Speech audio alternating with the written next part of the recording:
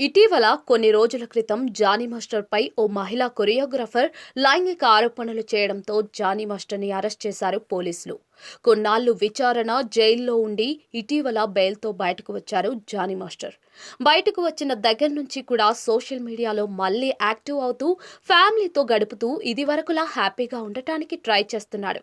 అయితే జానీ మాస్టర్కు అవకాశాలు రావట్లేదని, టీవీ షోలకు కూడా పిలవట్లేదని, ఈ విషయంలో బాధపడుతున్నారని తెలుస్తోంది.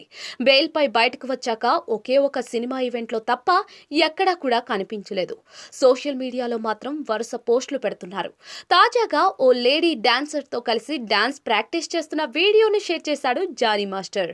ఈ వీడియోలో ఇటీవల వరుణ్ ధవన్, కీర్తి సురేష్ నటించిన బేబీ జాన్ సినిమా నుంచి విడుదలైన 9 మటకా సాంగ్ కి స్టెప్పులు వేశారు. జానీ మాస్టర్, లేడీ డాన్సర్ కలిసి ఆ సాంగ్ కు అదిరిపోయే స్టెప్పులు వేశారు. దీంతో ఈ వీడియో వైరల్ గా మారింది. జైలు నుంచి బయటకు వచ్చాక ఇన్నాళ్ల తర్వాత మళ్లీ జానీ మాస్టర్ డాన్స్ ప్రాక్టీస్ చేసినట్టుగా తెలుస్తోంది.